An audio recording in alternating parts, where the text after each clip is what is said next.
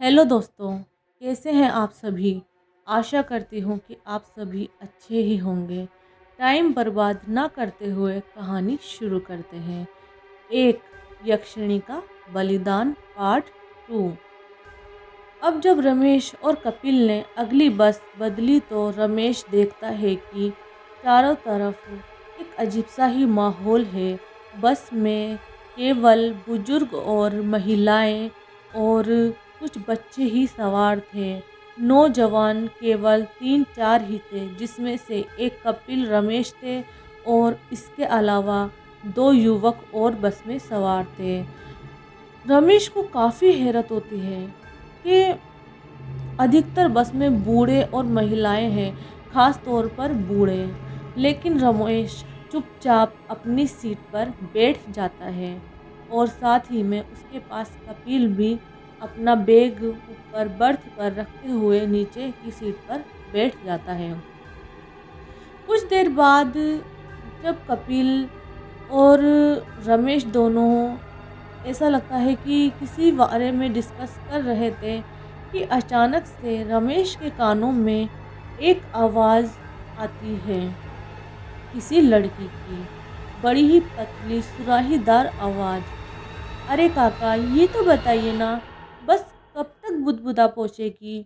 बड़ी देर हो गई है, आप तो जानते ही हैं ना, बुदबुदा जल्द से जल्द पहुँचना होगा, साय से पहले। तभी पलटकर जो कि कंडक्टर था, उसकी आवाज़ आती है उस लड़की को जवाब देते हुए। कंडक्टर कहता है, अरे बिटिया, क्या फ़िक्र है तुमको? तुम कौन सा मर्द जात हो जो तुमको फ़िक्र होगी कि पहले ही गांव को साय से पहले पहुंचना है। तुम तो रात में भी पहुंच जाओ तो तुम्हें क्या दिक्कत होगी। काका की आवाज़ थोड़ी कड़क थी। रमेश ने लेकिन इस आवाज़ पर कोई गौर नहीं जताया। रमेश के कानों में जो आवाज़ मीठी सी आई थी वो एक लड़की की थी। रमेश को वो आवाज़ काफ़ी सुरीली और अच्छी लगी। रमेश ने पीछे मुड़कर देखा, लेकिन रमेश को कोई ऐसी लड़की नज़र नहीं आई कि जैसी आवाज़ थी वैसी उसकी सूरत भी हो। रमेश फिर से आगे की तरफ बैठता है और खिड़की से बाहर झाँकता है। तो रमेश क्या देखता है कि चारों तरफ एक अजीब सी धुंध है। धुंध एक अजीब सी, जैसे कि सर्दियों में कोहरा नहीं होता, इस तरीके से। लेकिन रमेश मन ही मन सोचता है, इतनी गर्मी है और पसीने बह रहे हैं, लेकिन ये धुंध कैसी है, जैसे कि कोहरा हो। और सूरज तो अपनी चरम सीमा पर है, लेकिन ऐसा लग रहा है कि छायादार मौसम हो। रमेश मन ही मन कई सवाल पिरोता जाता है।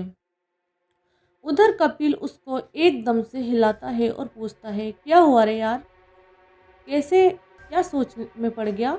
कपिल ऐसे अचानक से रमेश से सवाल करता है। रमेश पलटकर उत्तर देता है, कुछ नहीं यार, बस सोच रहा था कि ये अजीब सा कोहरा कैसा है। कपिल जवाब देता है, ये कोहरा बहुत पुरानी बात है यार। कपिल बात काटते हुए कहता है, तुझे फुर्सत से बताऊंगा कि क्यों है इस जगह।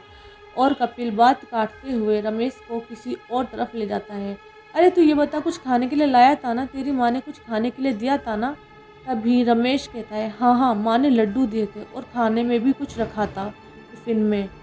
तभी कपिल कहता है, नहीं यार, तू खाना वाना छोड़, तू मुझे लड्डू खिला दे, लड्डू मुझे बहुत पसंद है तेरी माँ के हाथ के। रमेश कहता है, चल मुझे भी भूख लगी है, मैं लड्डू निकाल लेता हूँ। रमेश लड्डू निकालता है और कपिल को भी खिलाता है, खुद भी खाता है। फिर रमेश की अचानक से हल्की सी आँख लगने लगती है और रमेश पीछे सीट पर अपना सर सटाकर लेट जाता है। वहीं कपिल भी अपना सर सीट पर सटा लेता है और सोने की कोशिश करने लगता है। कुछ देर बाद बस रुकने की थोड़ी गति महसूस होती है कि तभी रमेश एकदम से चौंक कर उठता है, जैसे कि मानो कोई झटका लगा हो। तभी बस कंडक्टर आवाज़ लगाता है, जल्दी जल्दी बस खाली कर लो और अपना आगे का रास्ता खुद तय करो, हमें भी साय से पहले ही वापस, बस को तड़के ही वापस लेकर जाना होगा।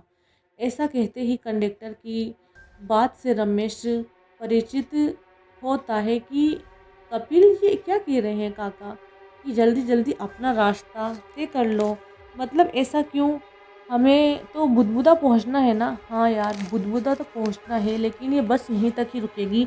अब आगे का सफ़र हमें खुद तय करना होगा। रमेश सर पकड़ता है और बोलता है, यार ऐसा लग रहा है मैंने आके ही गलती की। तू कब से कहाँ वहाँ यहाँ मुझे भटकाने में लग रहा है। पागल है क्या तू? 3 बस तो वैसे ही चेंज हो चुकी है और अब कहता है कि अब हमें अलग से कहीं और कुछ इंतजाम करके तेरे गांव पहुंचना होगा। कपिल कहता है, हाँ यार क्या करूं, अगर मैं तुझे पहले ही बता देता तो तू शायद मेरे साथ यहाँ इस गांव ना आता, और मुझे मेरा बड़ा मन था तुझे इस गांव लाने का। रमेश कहता है, चल कोई नहीं, तू टेंशन ला ले, चल अभी तो उतरते हैं। धीरे धीरे कर कर बाकी के सभी पैसेंजर तो उतर ही रहे थे। अब रमेश और कपिल भी भारी की तरफ उतर गए और दोनों की दोनों कुछ डिस्कस कर रहे थे कि अचानक से रमेश की नज़र बस की सीट पर जाती है और सीट से अंदर की तरफ झांकता है कि देखने को मिलता है रमेश को कि एक लड़की सफ़ेद साड़ी पहने हुए धीरे धीरे बस में से निकलती हुई भारे की तरफ सीढ़ियों से उतरती आ रही है। रमेश देखता है कि उस लड़की ने सफ़ेद रंग की साड़ी पहनी हुई है, बाल खुले हैं और लंबे हैं, बालों में नीला कमल का फूल लगा हुआ है, माथे पर लाल बिंदी है, होठ हल्के गुलाबी हैं और आँखों में काजल लगा हुआ है। काजल और बिंदी तो ऐसा लग रहा है कि जैसे चाँद की हिफाज़त कर रहे हों। साथ ही में जो बाल हैं ऐसा लग रहा है कि चाँद के ऊपर काली बदलियाँ छा गई हों, और जो बालों में नीला कमल है वो और भी उसकी सुंदरता को सुशोभित कर रहा है।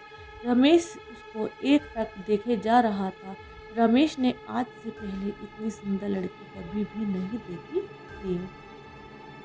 रमेश उस लड़की को देखता है और सोचता है, भगवान ने शायद इसको बड़ी ही फुर्सत से बनाया है, क्या लग रही है यार। तभी वो लड़की रमेश से बोलती है, क्या आप थोड़ा सा हटेंगे यहाँ से, मुझे यहाँ से आगे की तरफ जाना है। ऐसा कह के लड़की आगे की तरफ निकल जाती है और खेतों में से होती हुई ओझल हो जाती है, जैसे कि चांद बादलों में कहीं ओझल हो जाता है। इसी तरीके से रमेश का ध्यान अभी भी उस लड़की की तरफ ही था। वो सोच में लगा हुआ था कि वो लड़की कौन थी और कहाँ चली गई।